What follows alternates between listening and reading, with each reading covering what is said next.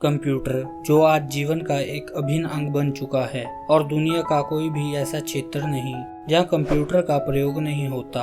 बड़े बड़े work station से लेकर घरों तक कंप्यूटर का प्रयोग होने लगा है। कंप्यूटर ने मानव जीवन को सुविधाजनक बना दिया है और आज का युग कंप्यूटर युग कहलाता है। लेकिन जो आज हम कंप्यूटर देख रहे हैं वह तकरीबन हर तरह के काम कर देता है, परंतु सबसे पहला कंप्यूटर गणना करने के लिए बनाया गया था और समय बीतने के साथ साथ यह विकसित होता गया और नई नई तकनीकें इसमें जुड़ती रही। आज जो कंप्यूटर हमारे समक्ष है इसी का ही विकसित रूप है। तो चलिए जानते हैं कंप्यूटर के इतिहास के बारे में।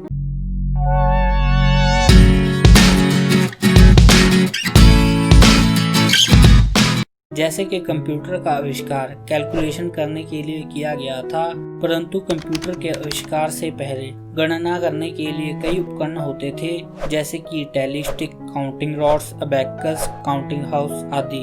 इन सब का उद्देश्य गणना करना था और तकरीबन 1620 से लेकर 1630 तक स्लाइड रूल का आविष्कार हुआ। यह एक तरह का एनालॉग कंप्यूटर था जिसमें मल्टीप्लिकेशन और डिवीजन किया जाता था। सन 1670 में स्विस के वॉचमेकर ने एक मैकेनिकल डॉल बनाई जिसके हाथ में एक पेन होता था और जब इस पर नंबर को दबाया जाता था तो यह अपने आप लिखने लगती थी। लेकिन 19वीं सदी की शुरुआत में चार्ल्स बेबेज ने सबसे पहला मैकेनिकल कंप्यूटर का आविष्कार किया, जिसके कारण इन्हें फादर ऑफ कंप्यूटर भी कहा जाता है। इस आविष्कार से गणना करना आसान हो गया और यह नेविगेशन कैलकुलेशन भी कर सकता था। इसमें इनपुट पंच कार्ड द्वारा दी जाती थी और आउटपुट के लिए इसमें प्रिंटर, एक्यूप्लोटर और एक बेल लगी होती थी। इसमें arithmetical logical unit, control flow और मेमोरी होती थी। क्योंकि इसके सारे पार्ट हाथों से बनाए गए थे और फंड की कमी के कारण यह प्रोजेक्ट डूब गया।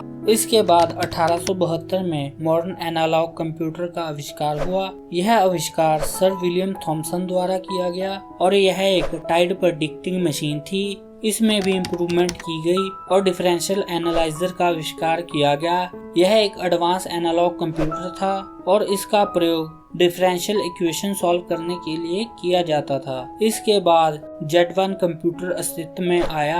यह एक मोटर ड्राइवन मैकेनिकल कंप्यूटर था। यह कॉनार्ड जूस के द्वारा 1936 से लेकर 1938 तक डेवलप किया गया। इसके बाद कॉनार्ड ने 1939 में Z2 का निर्माण किया। यह एक इलेक्ट्रोमैग्नेटिक रिले कंप्यूटर था जो Z1 का विकसित रूप था। इसके बाद उन्होंने Z3 का निर्माण किया। यह दुनिया का पहला इलेक्ट्रोमैकेनिकल प्रोग्रामेबल कंप्यूटर था। इसके निर्माण में 2000 रिले का प्रयोग किया गया। इसकी क्लॉक फ्रिक्वेंसी 5 से 10 हर्ट्ज थी और इसमें 64 वर्ड तक डाटा स्टोर किया जा सकता था। इसके बाद 1942 में जॉन अटानासॉफ और बेरी ने अटानासॉफ और बेरी कंप्यूटर का टेस्ट किया, जो कि पहला ऑटोमेटिक इलेक्ट्रिक कंप्यूटर था जिसमें 300 वैक्यूम ट्यूब लगे हुए थे। और इसके बाद सन 1943 में कोलोसिस का आविष्कार हुआ। यह कंप्यूटर मिलिट्री के लिए बनाया गया था और सन 1946 में इलेक्ट्रोन्यूमेरिकल इंटीग्रेटर का आविष्कार किया गया, जो कि पहला इलेक्ट्रॉनिक प्रोग्रामेबल कंप्यूटर था जिसका निर्माण यूएस में किया गया था। यह कंप्यूटर हूबहू कोलाइजस जैसा था, परंतु इसकी स्पीड और फ्लेक्सिबिलिटी कोलाइजस से अधिक थी।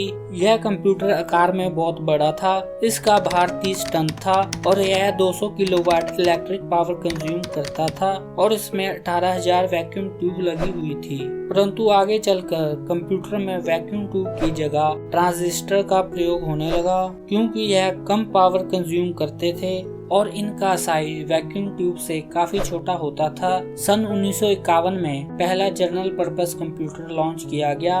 इस दौरान कंप्यूटर में स्टोरेज का भी प्रयोग होने लगा और सन 1963 में इंटीग्रेटेड सर्किट का आविष्कार हुआ, जिसके कारण कंप्यूटर की एफिशिएंसी और बढ़ गई। और सन 1970 में माइक्रो प्रोसेसर का आविष्कार हुआ। इस आविष्कार से कंप्यूटर का साइज पहले से भी बहुत छोटा हो गया और वह और शक्तिशाली हो गए। यह कंप्यूटर एक समय में एक से अधिक प्रोग्राम को चला सकता था। सन 1980 में डिस्क ऑपरेटिंग सिस्टम का आविष्कार हुआ और सन 1981 में IBM ने पर्सनल कंप्यूटर को लॉन्च किया जो ऑफिस और घरों में चलाए जा सकते थे। इसके 3 साल बाद मैकिन्टॉश कंप्यूटर मार्केट में आया जो काफी सक्सेसफुल रहा। और 1990 में विंडो ऑपरेटिंग सिस्टम आया जिसने कंप्यूटर के इस्तेमाल को और बढ़ा दिया और इसके बाद कंप्यूटर का विकास तेजी से चलता रहा और नए नए ऑपरेटिंग सिस्टम मार्केट में आने लगे और प्रोसेसर में भी बड़े बदलाव हुए जिससे कंप्यूटर और गतिशील हो गया और इनकी स्पीड भी अधिक हो गई, जिसके कारण आज कंप्यूटर दुनिया के हर क्षेत्र में प्रयोग किए जाते हैं। अगर आपको यह वीडियो अच्छी लगी हो तो वीडियो को लाइक करें, चैनल को सब्सक्राइब करें और साथ ही बेल आइकन को दबाएं।